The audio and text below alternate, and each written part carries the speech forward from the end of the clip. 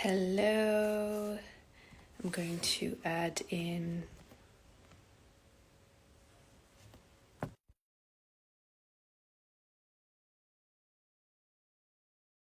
Sarah.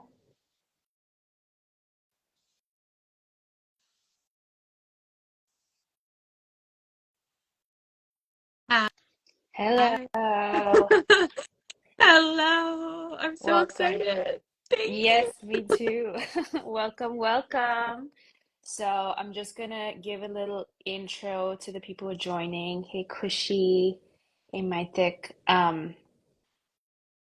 So just to, premise, most of the women that I work with and women who are coaches and therapists and um, themselves medicine women are all dealing with and tending to other women who have misinformed, misguided, and challenged relationships with food. And this is something that kind of permeates normal society existence, especially in, I would say, in the US, in Australia, in Europe, where a majority of my clients live and my Yeah. students live. So in Ayurveda, there's obviously a huge emphasis on eating with presence, eating according to your energetic blueprint. When is the most optimal time to eat? hmm How should you be preparing the foods so that it actually supports your gut and your digestion and your metabolism? And what specifically can you be eating to really support your optimal, vibrant health? But now a lot of women that I'm working with, it's not like they are eating trash. hmm They're actually making a lot of efforts through the day to eat healthy and to show up healthily. And they've done a lot of self-work already. They've done a lot of healing work. They're high up in their careers. They're highly Yeah. successful. They're working with other women as well, in this realm. So it's incredibly important for them to receive these fine tunes, according to Ayurvedic wisdom. But there's a subtle invitation and subtle work required that actually helps them to stay consistent Yeah. with that. Otherwise, what is the point? Too many people know too many things, and they'll be like, I was with an Ayurvedic doctor for so many months, but I just am doing the same things. I have, like, I miss my meals, I skip them, I'm binging, I feel terrible, I feel guilty, I'm up late, I go to my fridge, all sorts of things. So this is why I really wanted to talk to you and I really wanted your insight to my community, because your work is specifically about helping and supporting high achieving women, successful women, highly brilliant women who are already healthy, in general, Yeah. to actually repair their relationship, their intimacy, their deeper connection with food and how they arrive to it. And these are mental reframes. These are Yeah. more subtle aspects that most of society or people miss, and definitely within the Ayurvedic world, I'd be hard pressed to find another practitioner or doctor who is actually working with their clients about these subtle mental reframes. So this is why you're in, to really help ground what it is that is fractured when it comes to our ways of arriving to food, specifically when we think about the type of women that you and I are working with.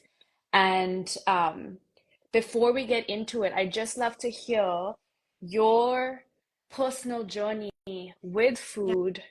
Yeah. Obviously, you've been through the thick of it, you've been through the mess of it, you've tried and failed and tried and failed and tried and failed, and I know that. And now you're kind of at the other end, really embodying this beautiful practice of being so in joy and pleasure with food. So maybe share a little bit about that. Okay. Well, first of all, I love that you so clearly identified that even when you are at this place where you are so smart and so disciplined and so motivated, you can still feel this disconnection or this dysfunction with food. It can still be present. And that's because this is where we can get into that it's not just about the food and knowing what to do and knowing how to do it. It's the deeper sort of motivation and root cause. So to give some background from my end, hello everyone. It's so nice to be here. I was such a high achieving little girl growing up, wanting to be a real, just perfect example of everything. Perfect daughter, perfect friend, perfect student, perfect worker, everything.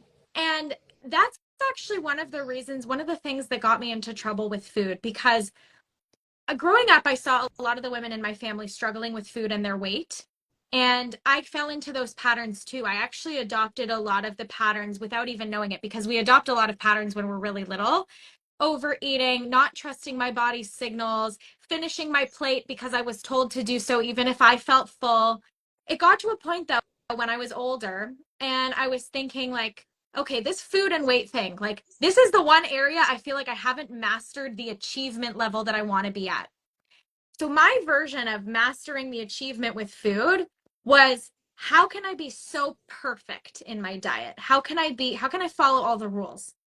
And I did that for like 2 years, actually to the detriment of my health. I even lost my menstrual cycle because I was so restrictive with food that I wasn't actually nourishing myself enough. That happened for 2 years. I ended up going to the doctor, finding out my vital signs were like not very strong because I had been undernourishing myself. As I tried to get to a place where I felt normal and was eating enough, I swung to the other side, where all of a sudden I felt really out of control with food. And this is so common, and this happens to women. It doesn't have to be a pattern of like years of restrictive eating and then years of overeating. It can happen within a day. It can happen within a week, right? Where we're like, we want to be so on track, so perfect. And then for some reason, a trigger goes off and all of a sudden we've eaten more of something than we wanted to, or we ate a certain thing that we didn't want to. So I was really in this battle in my early 20s and my late teens and early 20s. Actually, early 20s, I actually started to figure it out. But really my late teens and first couple of years, I'm lucky because a lot of women I work with, they're like in their 40s, 50s, 60s, coming to me like, I've been doing this for so long. But when I started to figure this out, it was like at that point where I had gained this excess 40 pounds on my body. And I was trying to get back to where I had been before with the really restrictive rule following, all of that. But I also kind of knew that wasn't going to be the way, because I kind of felt, I had that intuition that I'm going to go back into that cycle of really restrictive eating and then blowing it. And that's sort of what was happening. Like I couldn't seem to sustain the really restrictive eating. And I couldn't also seem to just be normally in control. I couldn't quite figure that out. And this is where I was so blessed and grateful to actually, I did a Google search one day. I said, how can you lose weight without dieting? Literally, that was my Google search. And somehow I came across this community of life coaches and health coaches. It wasn't like a community, like they were all working together, but I sort of found one. And then, I listened to the podcast, and then she had this other lady on, and it was this network of women who were talking about eating from a place of enjoyment, no guilt, satisfaction, but then also all the other reasons why we have dysfunction with food that have nothing to do with food. And I started seeing myself in that, the overachieving, the fact that, of course, I'm turning to food because it's the one thing I do for myself every day that actually feels enjoyable. So this is kind of where I began to learn, change, transform, and then where my own practice developed was in realizing this. I had this big wake-up call. The whole reason that I've struggled with food so long has been because I was focusing way too much on food, managing food, controlling food, what to eat, what not to eat. And I was missing this whole other piece, which is what we're going to get into today, around, okay, well, how is my approach to life informing the way that I actually eat and think about food?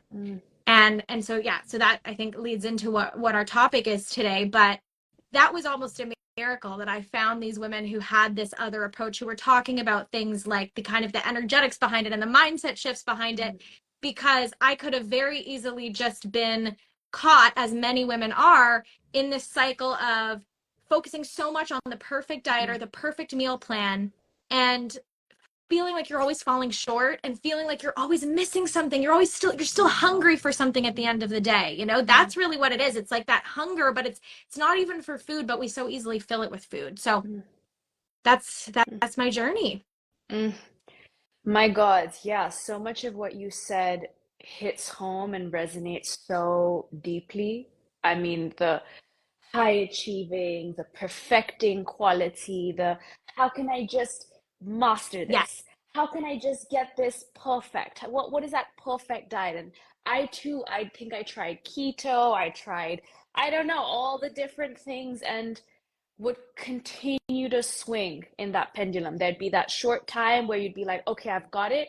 And then one thing, one trigger, and you're just swept completely out of the thing. And then it's, oh my God, you kind of lean fully into it, and not sustainable at No. all. So it's such a beautiful thing that you found this space and community that allowed you to look beyond the food and into your own mindset and mentality and way of living that is informing how you arrive to the food.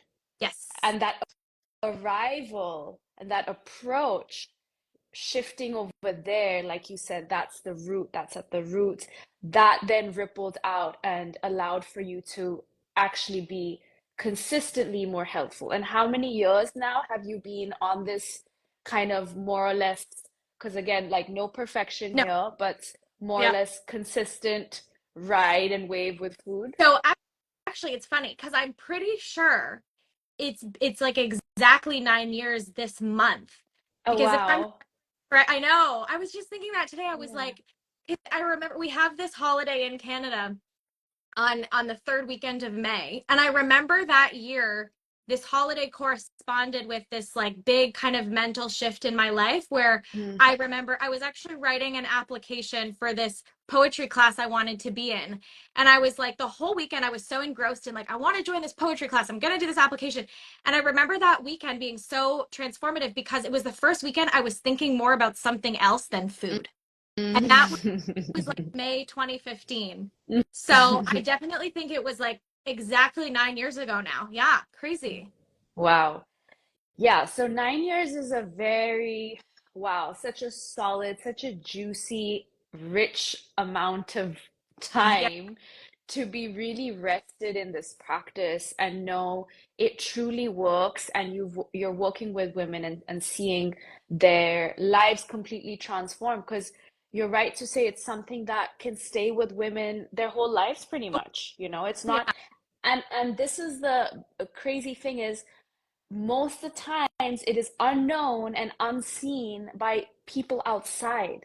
Like it's happening so, it's like functional depression, right? It's like happening so in the inner world. It's so deeply personal. There's so much shame and guilt and secrecy around it that your closest and most intimate family members, relationships, friendships, they might not even know No. what you are moving through and dealing with. It's so in your They own world. and it's so funny that you say that because there are still people in my family that they don't know. They probably saw because like I said, I had gained like 40 pounds and it was pretty quick. And I had before that I had lost a significant amount of weight. They saw the weight fluctuations, but they had no idea the inner turmoil Yeah, that was going on. And right. as sharing more about my journey and my story, I've had friends, childhood friends, reach out to me when they see my content or whatever else it is. And they're like, listen, I went through this and this, or, they went through similar things, maybe not to the extent that I did, but, and I wouldn't have guessed that they were going Mm, through that. I couldn't see anything. Maybe for them, mm, it was physically manifesting in our body because mm, it's not always physically noticeable to other people. Maybe it is to us mm, because we might analyze our bodies, right? But sometimes mm. it's like we know we don't feel good about food, but from the outside, people can't tell. Yeah, Yeah. yeah, yeah. Which is also interesting because it is such a shared reality. It's a Yeah. shared reality. It's not like, I mean, I can't say there's a single woman that I've worked with that's just 100% with her relationship, Yeah. with so so it's such a shared reality, but it's dealt with so personally. So I think even just bringing this conversation out to the public and being like, look at the kind of work that we're doing and the way that we're showing up with our for our clients, know that we've moved through these things too. They were very alive and real in us. These just, yeah, like you said, that inner turmoil, that inner feast, famine, pendulum swinging. And in Ayurveda, we have this saying, which is no pain, no pain. And I love it Mm. because it's just an invitation to gentleness. And that's something that is so important because it says, let's put those extreme, high achieving, perfecting, pushing the body, restricting, tightening, controlling. Let's put all of those things to the side. Yeah. You've served me for a while. Thank you very much. What does it mean now to invite gentleness and to invite ease and to invite a little bit more adaptability and fluidity?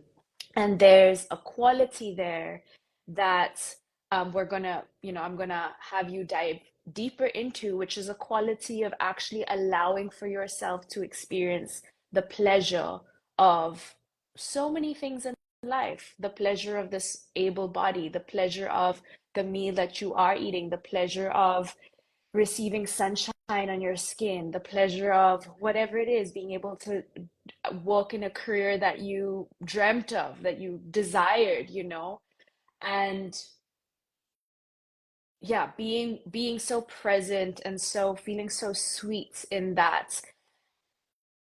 In Ayurveda, or in like ancient Hindu scriptures, and this is something I talk about, we have four primary goals as humans, and one of them is pleasure, sensorial, sweet, delicious intimacy, romance, luxury. And this is deep bliss. I'm not talking about dopamine hits here. I'm not talking about Yeah. fleeting things that make you feel icky later. So okay, food is placed there, of course, but it's such a huge, vast spectrum. And what you're inviting us to do is just for a moment, ladies, let's take our attention away from the food and into some other things that are actually going to support your relationship with food. So maybe you can speak to us about that whole realm of like women not feeling pleasure, where they derive it from, how they like literally sabotage themselves to not feel pleasure, Yeah.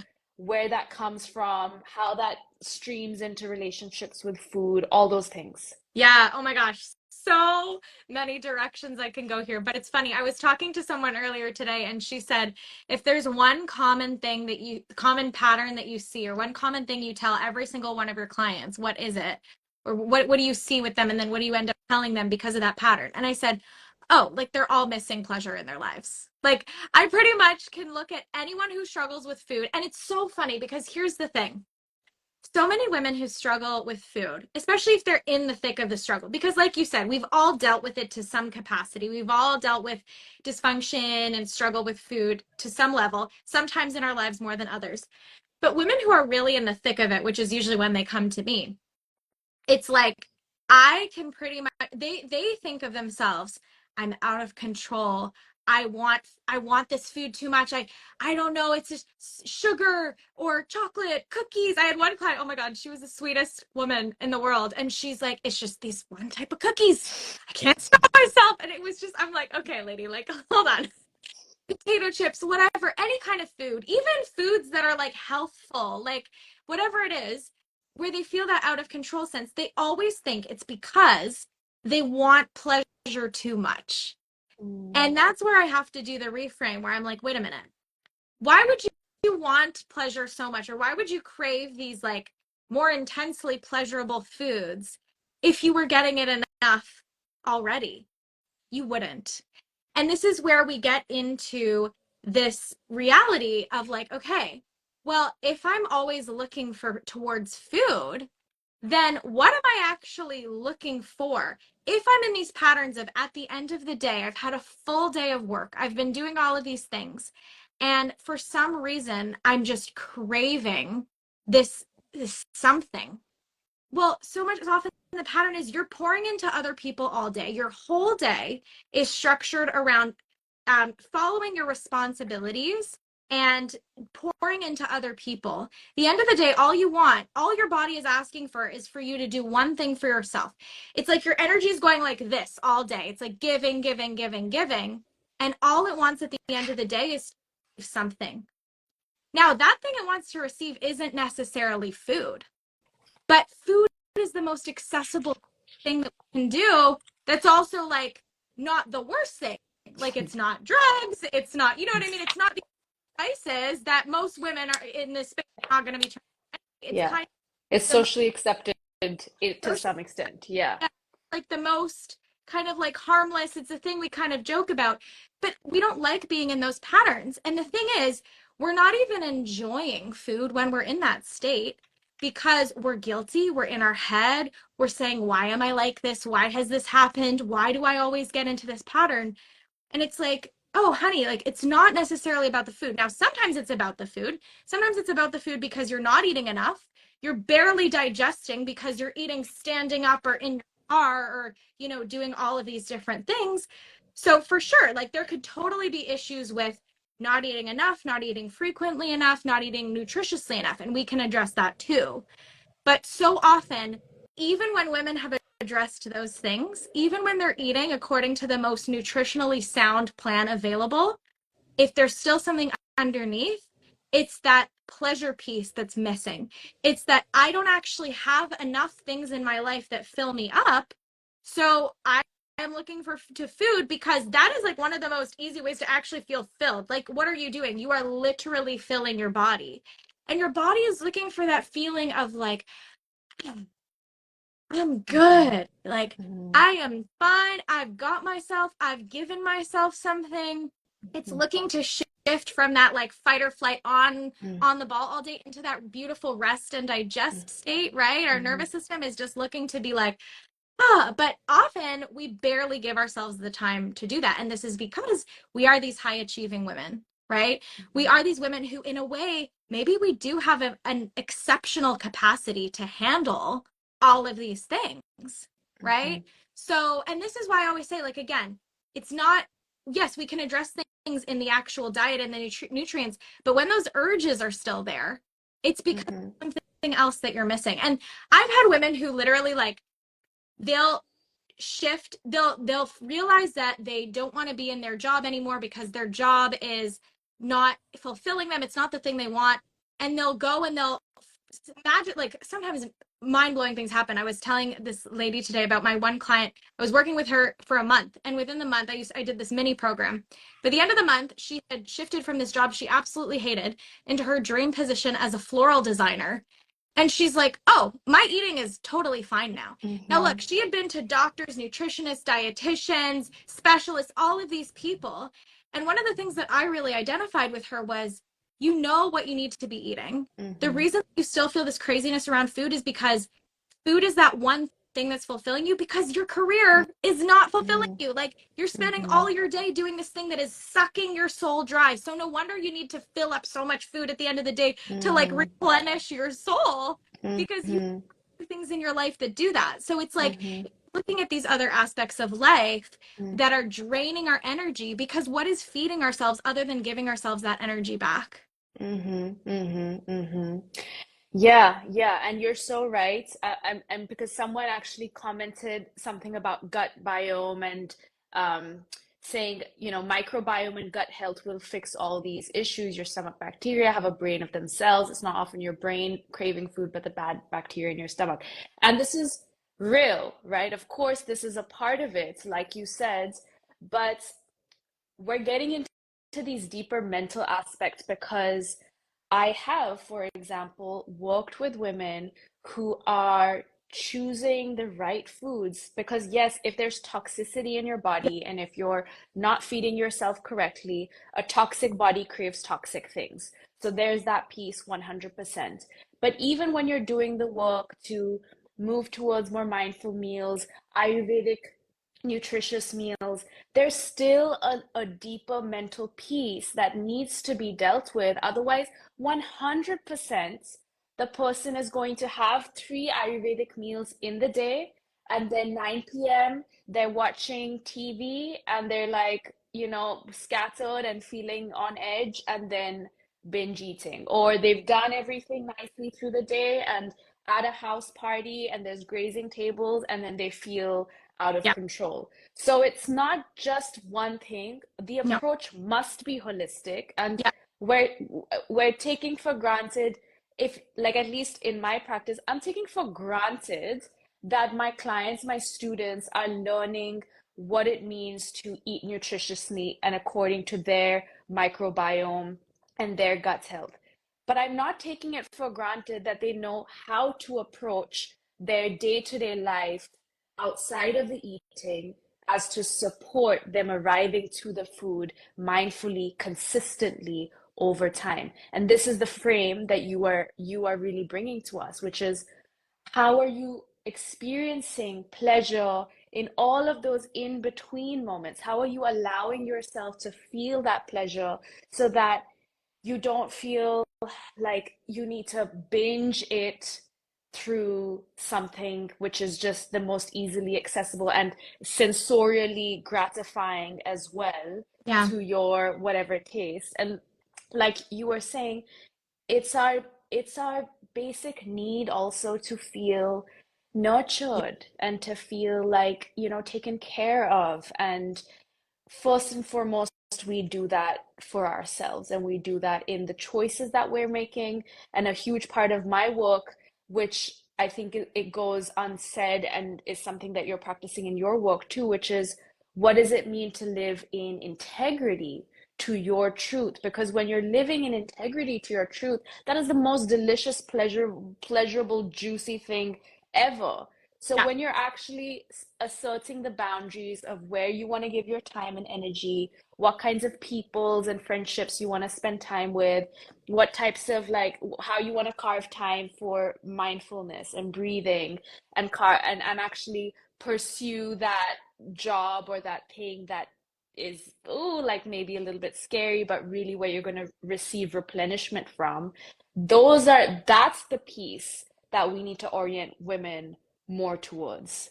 Yeah. 100%. And so often it's like the emotions that are under the surface that because often these kinds of women who are experiencing this issue, you're so busy and it's beautiful that you have a full life, of course, like that's beautiful, but often we're so busy and so disconnected from even having a minute to process like what do I need, like we're kind of just doing everything as quickly as possible, or as efficiently as possible without really taking that time. So often what is happening is we don't even really know what that we don't even have a thought like, okay, what do I want to do right now, like what is that craving I have, because we have one of the things that I do with my clients is really help them see desire is beautiful. Desire can help orient so much of your life. And often when we're not living in accordance with those desires, the only form of desire we experience is with food, right? It's like those cravings. It's that, okay, well, this is the one way I can kind of like, you know, meet my desires.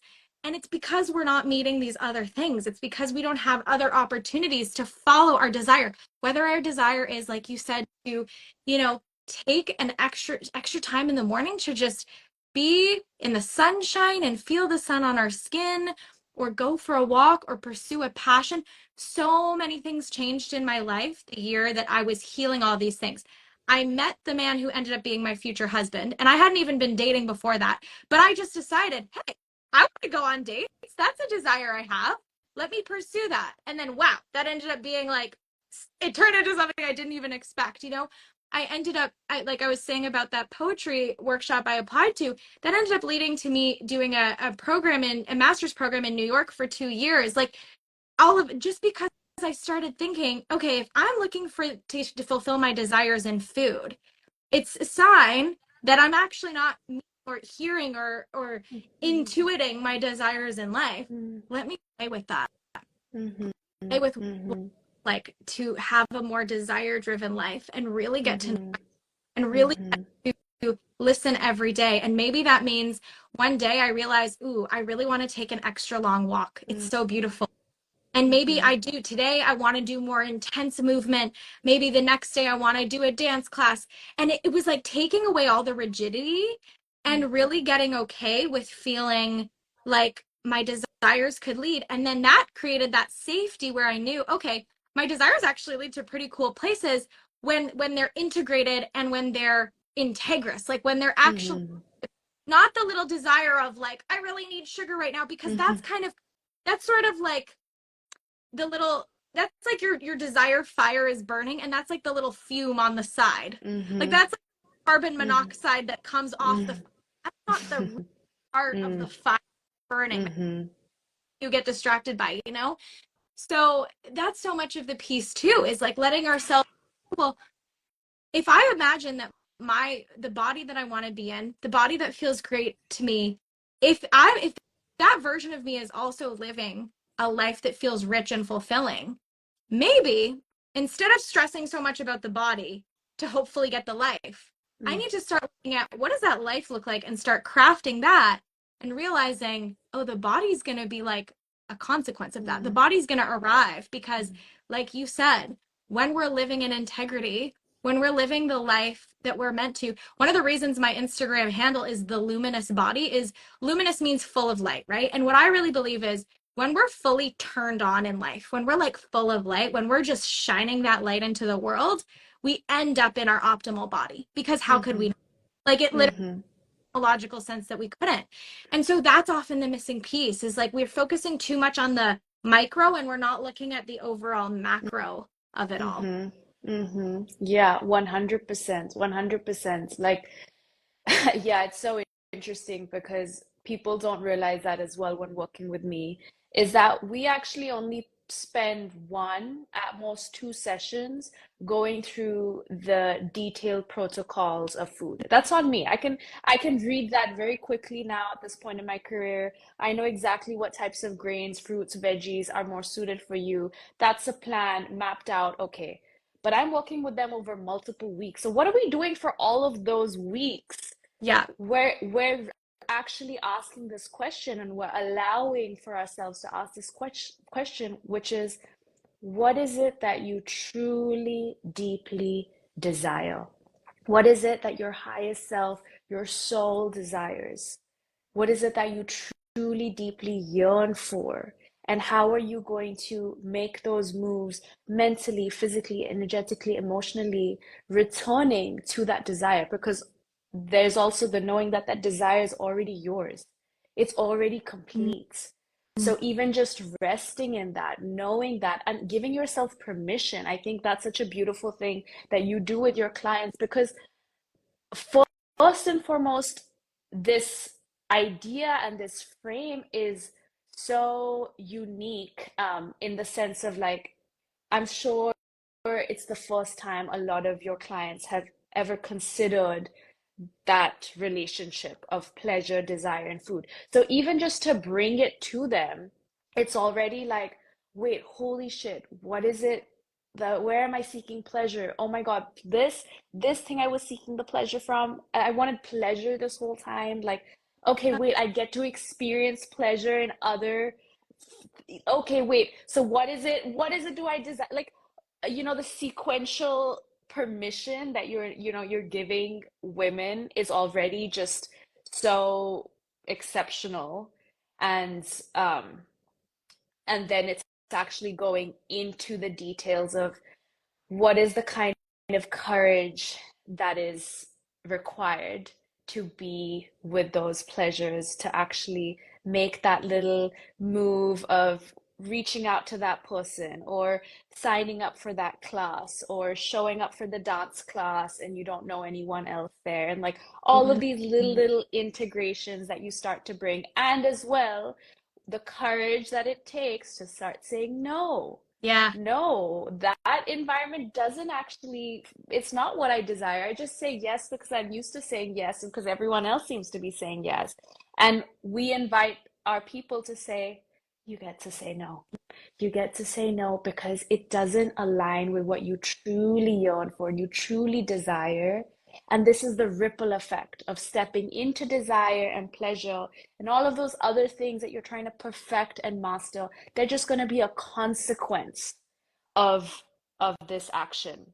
And another thing that's coming up for me is also, which is so important, which is the more that you're leaning into the expansive pleasure that you can feel through being in integrity and making those more aligned choices and those boundaries, etc., you're cultivating a type of self-love Yeah. that starts to shift how you see yourself, even in the mirror, how you Yeah. meet yourself, how you look at your body, how you feel your body, how you feel in your body. And that too then ripple effects to your perfecting energy with food, right? Totally. Yeah, it's really so one of the things I wanted to jump in with when you were just explaining like the courage to say yes and to say no, and the courage to have compassion when you get it wrong, Right. when you Yes. let something override where you're like, ah, that person's saying to go to this thing. Ah, I Yeah, don't yeah, yeah, yeah. Yeah. horrible idea. But it's like, okay, cool. Yeah. Food, like one of the big lessons, I think I teach this lesson, it must be first or second week of when I work with women, is all about what to do if you mess up. Because Mm, it's like we need to have a protocol that mm, isn't that all or nothing approach of like, if yes.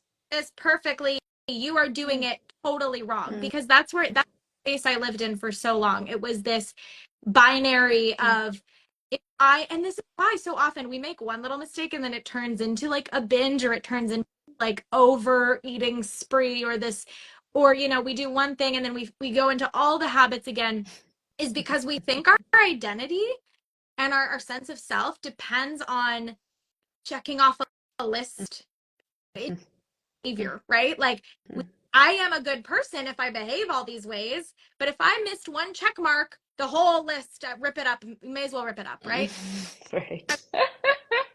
One of the things I actually had to get comfortable with when I was healing, and this was so great because it actually allowed me to get so much more intimate with food and how food made me feel. And that's one of the big lessons too, because once you know how different foods make you feel and you realize the foods, maybe some of the foods you've been craving, they don't even taste as good as you used to think. Because when you really start to like savor them and eat them slowly, you're like, oh, I don't know if this is so good. But one of the things, giving myself permission to, okay, maybe someday I might eat until I'm a little more full, then Mhm, eat.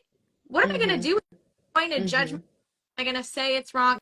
And that, like I said, I've been on this path of healing for like 9 years. I've been pretty much good. Like, mhm, does that mean I never eat two mouthfuls more than what I maybe needed to? No, mhm, but I don't extreme point, because if I've noticed, ooh, I ate a little bit more or ate this thing, it didn't sit right with me. It's just feedback. It's like, oh, okay, good mhm, to know.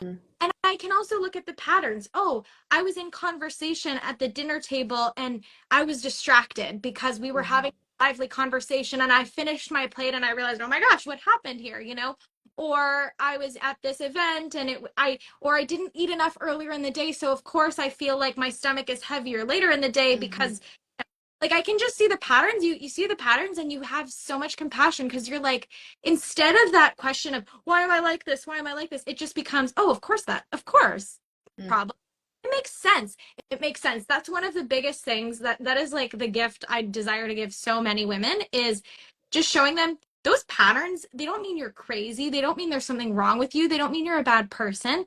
They make sense. mhm, We get into the root cause, and I know Ayurveda as well. It's like so much about root cause approaches, and I love that. It's beautiful because we're always going to think we're crazy if we don't do that depth work of getting to the root. mhm, And like saying in the comments, I think was it Shelly or mhm, oh, yes, the root cause can totally be nutritionally based, and there's often like a root cause to the root cause. mhm, Two mhm, sides of the coin. Like I'll often tell my clients what we're going to do together. 50% of the time, we're going to focus on food and your eating patterns, because, yeah, sometimes we've absorbed a lot of stuff around that isn't healthy. mhm, 50% of the time, we're not going to talk about food at all. We're going to talk about all mhm, things mhm, that have contributed to the way we relate. mhm, mhm. Yeah, I'm so happy that you brought up that point of how do you hold yourself and how do you arrive to yourself when you aren't 100%, even when you know all the things about the pleasure and the desire, da, da, da. It's just like half the drama is the drama that we create in reaction to the mess. That's it. And it's like, it doesn't need to be a big deal. Like, nothing crazy is happening. It's okay. And it's releasing that pattern of guilt and shame that actually just lets you move through it so much more easily. And something else I like to say to my students is, what you restrict persists. Yeah. Or what you resist persists. What you resist persists. If you're gonna resist the fact that you actually leaned in and had that second bowl of food, if you're going to resist the fact that you're someone that time to time likes to have dessert after, if you're going to resist all of that, that's actually just going to grow into a whole other beast. So it's just even holding yourself like you're your best friend. I'm like, would Yeah. you, if you saw your best friend eating a second bowl, like, would you go crazy on them? Would you get crazy on that? No, you wouldn't. If you saw your daughter like asking for dessert after food, would you start like, scolding her? And no, you wouldn't. Like, why are we so harsh? Why are we so critical internally? And exactly what you said is just being so compassionate. It's like sometimes I think that's it. That was it. That's all. Like for me personally, same as you. There are days when I'm like feeling a little nibbly. There are times when I'm like, and I'm just like, I see myself. Ah, I'm like, okay, Niv, you want to lean into it, lean into it. You want a couple of extra this and that, go for it. Enjoy yourself. I yeah. give you permission. Yeah. You are fully allowed to. And then it's like, I'm not even, okay, I'm so allowed to. There's no rebelliousness about it either. There's no like sneakiness about it either. So it's like, okay, yeah, I think I'm done. It's so much more gentle compared to 10 years ago. And it's a beautiful thing to invite our people into. So there's that one piece of turning to pleasure in other aspects of your life, Yeah. asking yourself what it is you desire. And women like who are listening to this is for you if you are a teacher, a therapist, a nutritionist as well, working with your clients, and you can see them cycling through issues with food, and you're like, but I've told them what they need to do. Yeah. I've told them like what they need to eat. Like now it's on them if they're gonna, it's like, oh, actually, here are some beautiful tools and invitations that you can be working with. The invitation towards compassion as well, and um, yeah, just holding yourself in so much love, so much ease, so much gentleness. Is there anything else? I mean, because we can go on with this. We can go on and on with this. There's so many ripple effects of the different ways to arrive. Like you and I, when we were talking separately, we had discussed what it means to romanticize your life. We also discussed what it means to fill yourself with so much pleasure that you're creating this energy field of pleasure, a new standard. And so that's what you want to perpetuate. And it's not just about, again, nutritionally, yes, the types of food you're choosing, Ayurvedically, the types of flavors, when you're eating, what you're eating, how you're eating, yes, 100%. But it's other subtle ways of approaching life in general that are going to create this field of pleasure. And then you just more naturally want to feed pleasure when pleasure is the baseline. Yeah. And we're talking deep pleasure, true pleasure, nourishing pleasure, replenishing pleasure, luminous pleasure.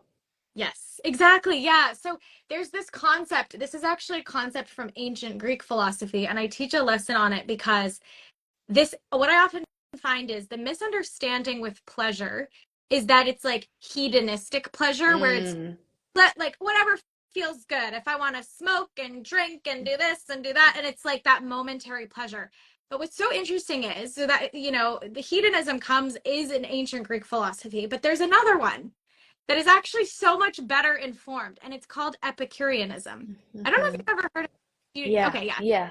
They use that word in the context of like food and gourmet like food as well. Like it's kind of adapted in different ways. But what I love about this concept is the whole idea is life is about the pursuit of pleasure. But what is pleasure? Well, pursuing pleasure is pursuing things that make you feel good now and after. Mm. is that like constantly mm, continuing, perpetuating mm, feeling of, okay, what is, so I have my meal, right? And I'm eating mhm, that is delicious and beautiful and vibrant and nourishing. So I'm actually going to like take time and not just like shove a protein bar in my mouth. I'm actually going to take time to create a beautiful meal more than I am now. Like, let's just say, depending on where people are, I know some people are probably experts because you're already practitioners and things. Some people watching might be like, oh boy, I'm not even used to preparing food in that intentional way. So wherever you're at, wonderful. You eat a meal, you eat that point of satisfaction where you're like, I feel good right now. I know that if I were to keep eating, I would actually feel less good. mhm, So I'm good. I'm satiated, right? And what happens after the meal? What's the next enjoyable thing I'm going to do? What's going to feel so satisfying? Is it pouring into my work? Is it pouring into my family and friends? Is it doing something just for me? Like, it's looking at your whole day, because the thing is, we often think that, yes, if we're pursuing pleasure in that hedonistic way, it is self-centered. And it's not even really self-centered, it's self-sabotaging, because it mm, actually doesn't feel good at the mm, end. mhm, Doing When we have that perspective of doing things that make us feel good now and after, those things are also going to be things that are good for others, good for the, because what makes us feel good after, it's when we're actually pursuing like goodness, mm, like things that are into ourselves and other people. mm, So it really is waking up and kind of starting to orient your day into this whole way of, instead of thinking, what is the next obligation I have? What is the next responsibility I have? How can I get as much work done as possible? It's like, okay, what do I feel really inspired to do right now that I know like my current self and my future self are just going to be like, mwah, that was a mm, wonderful, mm, and you're making your choices from that place, your whole life just becomes at that higher standard of pleasure. And this mm, is what I believe, like women don't have to, so many women when they're dealing with food issues think, I just have to be more rigid and more self-controlled. And I'm like, you gotta like mm, enjoy more and never mm, think that's going to be the solution. But we really look at, when you're following this whole perspective, it starts to make so much more sense and you start to see it in action, and then you'll never want to go back, you'll never want to do it. What's better than feeling like every choice you're making comes from this place of, I'm pouring into myself now and myself 5 minutes from now or 5 hours from now. mhm, The thing I'm doing for me now is also going to benefit that version of me. Like, mhm, mhm. Mm-hmm. Yeah, 100%. And yeah, I'm so happy that you brought in that piece too. I feel so aligned with that. It's like what is in true care for the self, like truly is actually also in support of the collective, yeah, of the land, yes, of the plants. It's that true care is you being in moderation, you choosing foods that are ethically sourced, that are high quality, you actually feeling in reciprocity with the land because you're like, oh my God, I'm receiving so much. How can I care more? It's like so many things, of course, in terms of how you actually show up mentally, energetically for the collective as well. But yeah, true joy is collective. Like we're doing it for the self, but in its deepest form, in its truest form, it's so supportive to everything, which is it's just absolutely brilliant. And it's so important for us to reframe for so many reasons, like, just political, social. So it's like beautiful to think that when a woman decides to really heal at the roots of her relationship with food, it's not just about her and food, it's just absolutely life changing in every aspect of her life individually, but also collectively transformative. I just don't think enough people hold and know that perspective. So I'm so appreciative that you brought all of these perspectives into the space. I feel so deeply aligned, and I'm just like, I feel so energized and excited to hear it from someone else. And if any of you listening are really in a targeted moment in your life where you just want to deep dive and really tend to the roots of your relationship with food, and there's clarity with that, definitely check out Sarah's Instagram at the rate the luminous body, Ah, right? Yeah. yes. Yeah, beautiful. And just follow her content as well. It's so informative. She's constantly reminding of us of these reframes. And if you are a practitioner like me, or a coach, a therapist, a teacher, and want to guide and support your own clients better, then also follow her, because you're going to receive so many tools and insights that pair brilliantly with the work that you're already doing. So, definitely follow her. I feel like I want to have you in as like a masterclass teacher, one of my future certification programs, because it's so nice to just have this like clear deep dive into this aspect, Yeah. you know? It's so necessary. And you do such a beautiful job articulating it, and like it's so alive in your body. So thank you so much. Oh my gosh, it is so my pleasure. And yeah, it's like when I think about the first couple of decades of my life and how confused everything was, and now I'm like, oh, I've gotten to the bottom of all of it. Like it is the root. You're like, "I've gotten to the bottom of this. There's no other question I have. I understand why this happens." And tell everyone. You're like, listen, lady, here's the thing, right? Yeah. So that's kind of Yeah, so beautiful. Well, is there anything else you want to share? Are you feeling good with this session, and we can close? I'm Yeah. I feel like there was so much there, and I'm just so grateful to have had this conversation. Thank you for giving me so much time to just share and tell stories and all of it. It was wonderful. It was absolutely wonderful. Oh, beautiful. Well, I'm going to be uploading this on Spotify and YouTube. So for those of you who are watching the recording, you can just listen in over there. It might be more easeful. And yeah, next time we'll see you. Goodbye. Bye. Thank you.